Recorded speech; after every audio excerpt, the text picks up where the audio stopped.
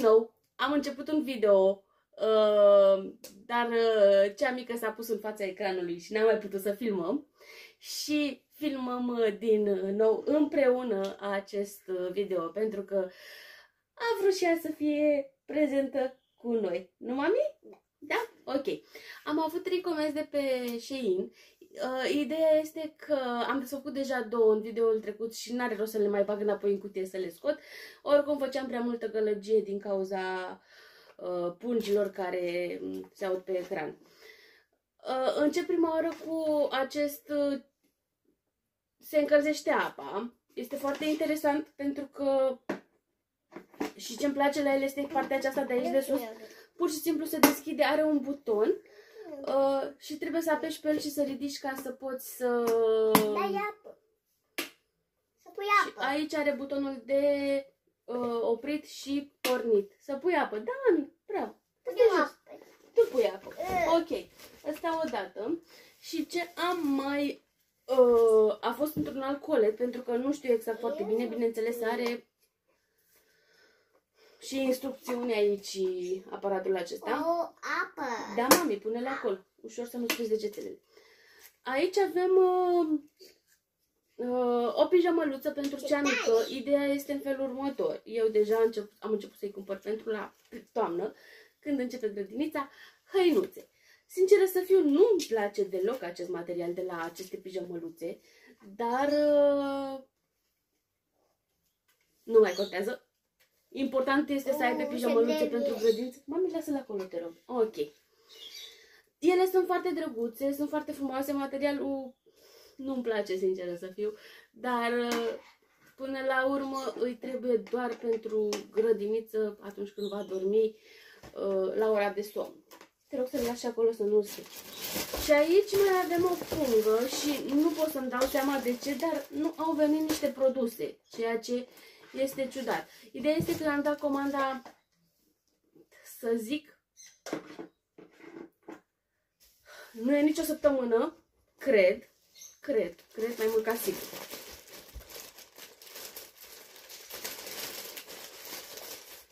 Și da, nu au venit produsele, nu au venit anumite produse. Acum realizez, pentru că aici este geaca mea. Geaca asta?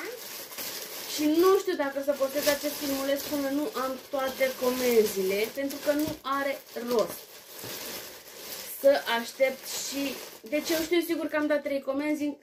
Pijamăluțele și ceainicul au fost într-o comandă. Nu este într-o comandă. Ba da, au fost într-o comandă cu mai multe produse. Iar într-o altă comandă am dat niște sandale, care văd că nu au venit în această comandă. Și geaca mea am comandat-o separat. Ok, fac acest video ca să se știe exact ce am comandat și ce a venit acum și nu o să-l postez decât în momentul în care vor veni și restul comenzii. Ideea este că eu atunci când am comandat această geacă, o să vă spun în mare, că eu atunci când am comandat această geacă, prețul ei era undeva la 80 și ceva de lei. Prețul inițial pe site era 220 de lei. Eu nu am vrut să dau 200 și ceva de lei pentru că știam că am foarte multe reduceri pe Shein. Am mai așteptat puțin. Am fost foarte în dubii pentru că am citit și recenziile și recenziile nu erau chiar atât de wow despre geacă. Bine, unele erau bune, unele nu erau bune. Mi-a fost și teamă, sinceră să fiu, dar din ce văd acum pare ok. Și nu miroase urât. Nu miroase. Chiar e groasă, pentru că eu nu suport frigul. Nu suport frig. Este îmblănită. Chiar este îmblănită. Se blănită moale. Și vreau să vă spun că prețul inițial, mă repet, a fost undeva la 220 de lei. Dar, până la urmă, cu reducerile mele am luat-o cu 64 sau 65 de lei. Avea și recenzii bune, pentru că de asta mi-a fost și teamă. Uite, de asta zic că nu-mi plac mânecile pentru că nu sunt strâmte aici. Nu are rost să o provez acum. Mami, eu dau astea jos. Da, mă. Cam așa arată gecuța, este un pic mai lungă pentru că nu-mi place, nici nu știu să iau pe mine, să nu iau pe Unde le mine. pun? Da, bune. Aici? Aici, mami? Ia stai, mami. Aici? E perfect. E foarte, foarte bine. Eu nu mă ridic de jos pentru că sunt în pantaloni scurți și nu vreau să așa. Dar hai că nu e așa lungă la mâneci. Chiar ok. Și deja e groasă, e călduroasă, e super. Îmi place că are și glugă. Asta e pentru mine? Da, mami. Îmi place că are și gluga aceasta care chiar nu se dă jos gluga, deci da. Și aici în talie are de strâns. Dacă ai nevoie. Este îmblănită, îmi place că este foarte îmblănită și foarte groasă. Și are blana și pe mâneci. Ideea este că ce mai trebuia să vină în comanda aceasta era o rochiță pentru fetiță, pentru că avem o nuntă la care mergem și am căutat și m-am documentat foarte mult despre toate rochițele de pe site. Pentru domnișoară, pentru această nuntă. Și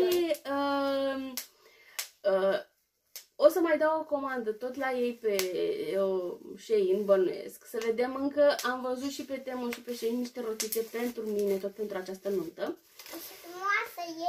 O să trebuiască să-i mai comand ei ceva de încălțat. Probabil o să dau comandă și de încălțat pentru ea acum, când o să dau comanda pentru mine, pentru rochie. Și dacă tot am văzut că geaca asta mi se pare ok, am în coș, nu în coș, în, cum îi spune, acolo la lista de dorințe, o geacă și pentru ea, pentru la iarnă. Nu știu sigur dacă mai era reducerea care era atunci. Era de la 130 de lei undeva la 60 și ceva de lei, cred, și a ei. Dar sper că să poată să mai am și alte reduceri mult mai mari decât până acum. Da, deci în momentul de față doar aceste 3 produse au ajuns. Restul încă nu au ajuns. O să specific, o să intru pe aplicație să vedem cum este situația și cum. Mie mi-a păreau că toate comenzile au ajuns, doar că din păcate se pare că nu. Geaca este super wow, este foarte groasă și îmi place foarte mult și blana. Este negru, este neagră, dar să știți că aveau și pe verde, aveau și pe mov și pe nu roz, albastru, verde. Și dacă vă interesează pot să pun linkul Geci în coș. Să știți că geaca este mărimea 3XL, dar dacă nu mă înșel aveau mărimi de la S până la 5XL. Asta pot să mai verific și să vă spun exact, pentru că nu știu. Da, 3XL, nu mai știu exact, dar în comanda următoare și dacă o să vă intereseze, chiar o să vă spun exact ca să știți ce mărimi au pentru cine este interesant. Cam atât. Momentan, dacă este... Stai, mami, te rog. Dacă este, continuăm videoul acesta cu restul produselor când vor ajunge și vom vedea. Bună! Am revenit din nou cu încă 2 comenzi de pe Temu. Sper să fie toate produsele de data aceasta.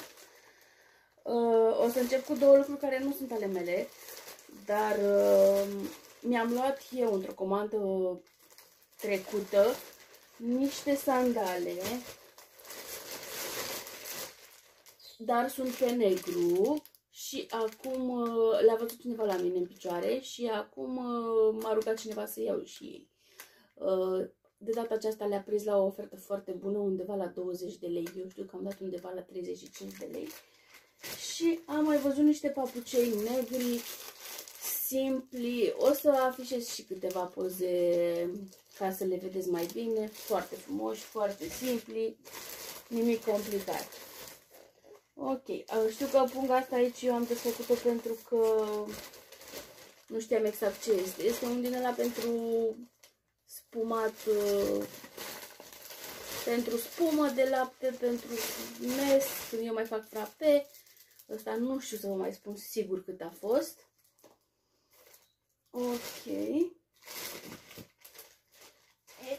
Ce e asta? Da, știe mami ce sunt astea. Nu știu cât de bine se vede, dar sunt niște periuțe speciale pentru la baie, pentru nu, mami, pentru duș. Se curăță de... O să vă pun o poză și o să vă dați seama despre ce este vorba. Și în coletul acesta pe care eu l-am deschis mai sunt și niște aceste dresuri pentru fetiță. Îmi plac că sunt destul de brosute. Deci fix pentru la iarnă sunt perfecte. Acum o să deschidem coletul ăsta la altul mare. Stai la mână. Stai, iubita mea. O să foșnim puțin, dar... Asta este pentru când vrem să facem fiule. Da. Da, să vedem cu ce începem. Ia să vedem ce este aici. Că sunt foarte multe pungi, foarte multe băgate. Gata, știu ce este aici. Tot am văzut că este la modă și tot se poartă. Stai un pic, mamică, foși, nu ești prea tare și nu mă mai aud acolo, da? În ce? Mi-am luat și eu. Nu era în plan să-mi iau asta, pentru că nu prea sunt eu cu sclipiciul, dar chiar am văzut că se poartă și am zis de ce să nu încerc și eu, plus că îmi place și sticluța cum arată. Mami, lasă-l un pic, că foșnești pe rost, stai un pic. Știe mami ce este acolo imediat. Cam așa arată.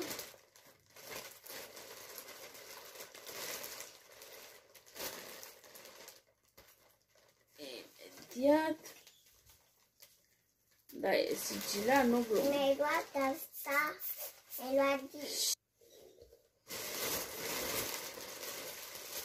Deci nu știu cum au venit comenzile astea, într-adevăr. Eu am dat 3 comenzi cu foarte multe produse și vreau să vă spun că aceste 3 comenzi pe care eu le-am dat au venit undeva în 5 colete. 5 colete. Ok. Ce avem aici?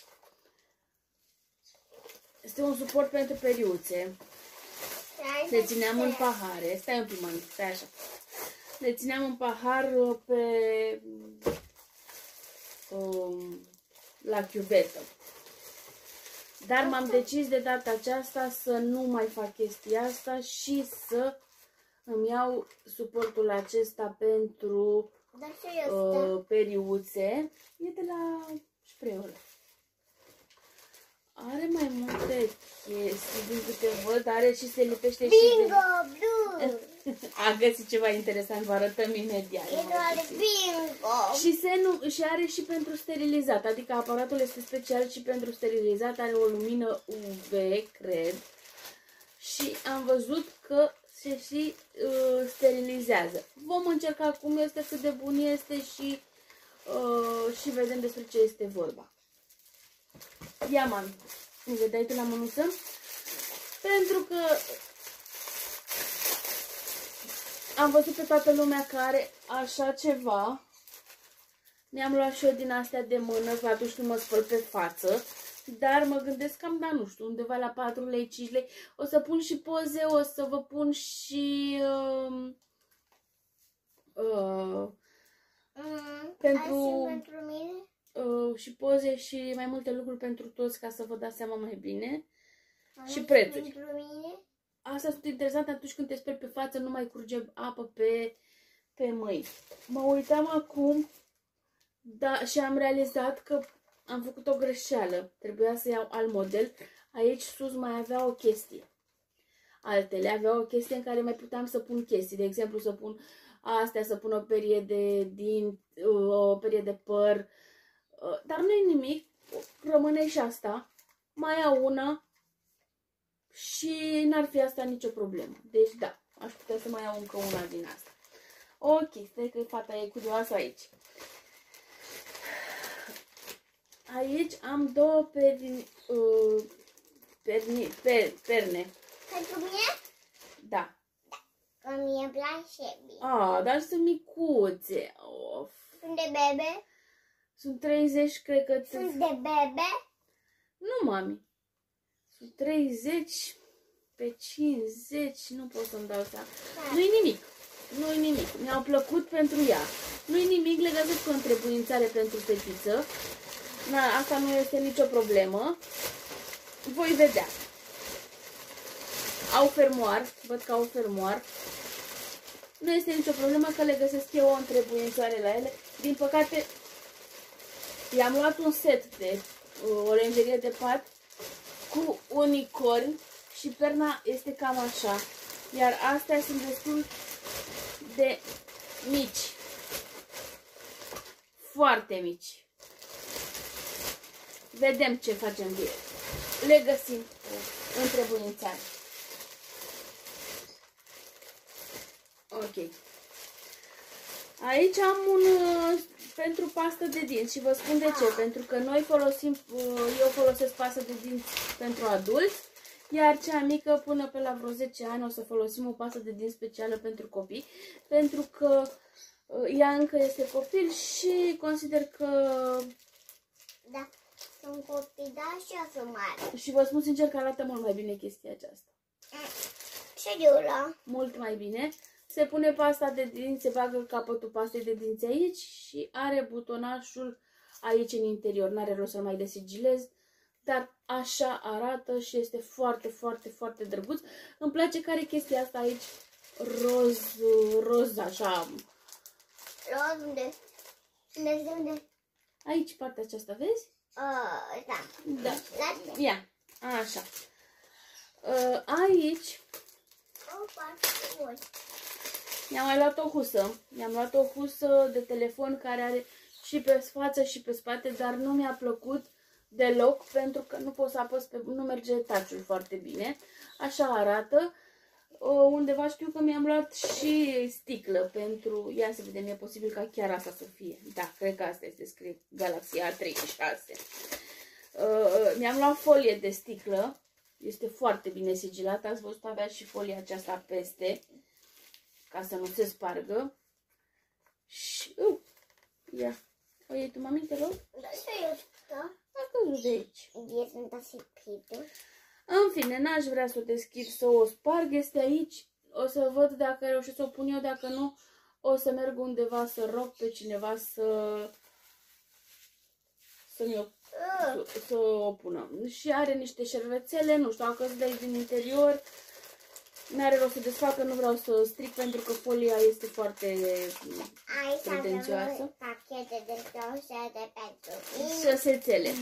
I-am mai luat șosete de pe Shein și sunt foarte mulțumită de ele și vă spun acum de ce i-am mai luat. Când o să înceapă grădinița, la rochițe, șosete albe merge perfect. Ce sunt astea, mama? Stai că nu știu ce avem aici, pentru că... iar să avem aici, nu? Iar să avem aici. Avem casă de piem. Mai avem astea să pim pe pelete. Nu, mami, stai un pic. O să desfac doar una pentru că știu ce sunt. Eu vreau să desfac doar una. Stai un pic că nu știu tu să desfaci astea. După aia pot? I-am luat fetiței atunci când se mai lovește, mai face o bubiță la un degețel, la... Am văzut că nu prea îi place să-i pun nimic, dar de data aceasta am luat și sunt așa. Bine, au folia aceea pe spate, se dezlipește, este destul de departe telefonul ca să vă dau seama, dar sunt cu diferite modele pe ele, colorate. Asta văd că este cu tractor ceva. Și este destul de interesant că sunt multe. Sunt 3 folii, câte 10 bucăți, cred. Și le-am luat special pentru lucrul acesta, pentru că atunci când se mai lovește, unde le-am... Stai un pic să băgăm astea aici. Sau de fapt lasă ca să le băgăm la final. Aici, cred că tot niște dresuri sunt. Nu. astea sunt într-adevăr niște dresuri pentru ea, dar până la genunchi. Mami, Sunt din astea subțiri, sunt tip de dres. Tip dres. Deci este dres. O să vă pun poziți. Ideea este că noi o să avem o nuntă și în septembrie și nu vreau să-i dau dres, pentru că nu o să fie chiar atât de frig. Am decis că să-i dau rochița, trebuie să avem și rochița aici, cu dresurile acestea și o să dăm comandă și în curând o să mai dau încă o comandă pentru încălțăminte, pentru că m-am dus pe aici să-i caut ceva de încălțat frumos pentru această nuntă și nu am găsit absolut nimic. Ia, mami, să vedem ce avem aici. Să avem ceva. Ala, da, știe mami ce este. Gata. Știu ce este acesta. Ce interesant este. E pentru mine? Da, e pentru tine. Și deja s-a aprins singur. O să îl fac eu cumva, o să îl verific, văd că funcționează deja.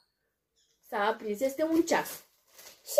E un ceas pentru că văzuse la o fetiță un ceas, bine, nu acest, dă-te așa un pic, mami. Nu acest model. Fă și fă. Dar este foarte interesant pentru că ea deja știe numerele, are 4 ani jumătate și deja știe numerele. Și am decis că cel mai bine ar fi să iau și acest ceas să învețe numerele cât mai ușor. Nu i-am luat nimic complicat, a fost foarte ieftin, undeva până în 15 lei. Și vom vedea ce și cum, pentru că și eu sunt curioasă să îl pun la mânuță să vedem despre ce este vorba. Da, n-a fost scump. Și pe mine mă interesează să-l folosească cât de cât, pentru ca să poată ușor să învețe numerele. Hai că am făcut dezastru aici, dar... Ia strigă de acolo numerele și literele și toate cele. Ok, ce mai am aici este un dispenser pentru săpun. Am decis că cel mai bine... ok. Să nu mai țin săpunul pe... Chiuveta noastră este foarte micuță și am decis ca să nu mai țin pe chiuvetă, de-aia am și luat suportul acela pentru periuțe, pentru că eu le țineam în dulap și mereu trebuia să iau din dulap, să folosesc, nici pe margine nu puteam să țin. Să iau un dispenser din acesta de săpun. Nu știu exact cum funcționează. Cred că trebuie să apăsăm pe buton, curge în mână. Ideea este că o să învăț. Ce îmi place cel mai tare este că are șuruburi. Ăsta își merită toți banii de pe lume, pentru că are niște șurubulețe pe care putem foarte bine să le... Da, mami. Să le prind în perete. Celălalt de suportul. Și văd că și ăsta are la fel, se prinde, se lipește. Hai să zic că ăsta ar fi ușor, ăsta într-adevăr ar fi mai greu, pentru că este posibil să nu reziste și cu săpunul lichid în mână. Da, ăsta îmi place pentru că îmi convine să fie așa, special pentru chestia asta, și văd că are o cheiță. Nu știu exact cum vine, că na.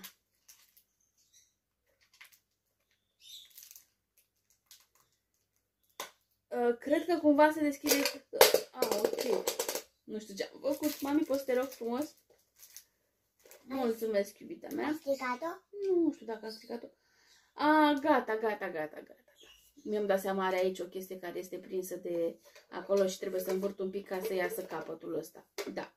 Da, deci ăsta, da, își merită bănuții. Chiar mă bucur că l-am luat. Lasă că ți-l punem, mami, la final, după ce terminăm aici, da? Așa, și cred că cam asta este ultimul lucru pe care îl avem în comanda aceasta. Piesa de bază, piesa de rezistență, ca să spunem așa, este, mami? Rochiță! Cam așa vine rochița fetii. Vreau să vă spun sincer, această rochiță nu mai știu exact cât a fost, undeva la 60 de lei. Dar, în realitate, prețul ei a fost undeva la 150 de lei. Eu am luat-o cu toate reducerile pe care le aveam în aplicație. Rochița este foarte, foarte frumoasă și îmi place foarte mult. O să o mai calc eu un pic, văd că și jupa și astea sunt. Da, nu, deci chiar vă spun sincer că nu stăteam cu o teamă că nu o să arate atât de bine cum arată în realitate. Chiar arată foarte, foarte, foarte bine rochița aceasta. Chiar își merita și 150 de lei. Da. Și v-am spus la un moment dat că îi voi da aceste dresuri din dres normal subțirel și cu niște pantofiori. Noi avem niște pantofiori negri, dar nu știm cât de buni mai sunt acum, pentru că ea are de anul trecut, tot de pe Shein sau de pe Temu, nu mai știu exact, negri, și eu zic că s-ar asorta perfect. Mă gândeam să iau și o gentuță sau ceva pentru ea. Ea are 4 ani jumătate, dar noi deja luăm de la 5 ani pentru că am realizat că ce este de 4 ani nu-i mai vine.